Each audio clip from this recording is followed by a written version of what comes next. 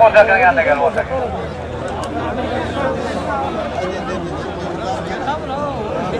Taş edermez de cay kalmadı. Sen doğru mu?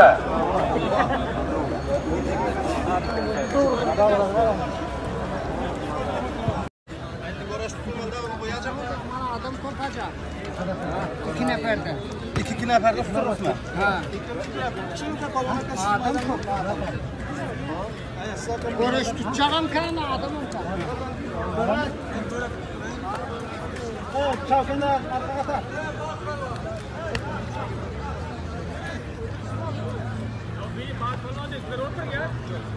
Tamam. Şimdi güreşlerimizi hızlandırmak için iki çift alıyoruz meydana. Hazret Parvan yanına gelsin iki çift. Heh.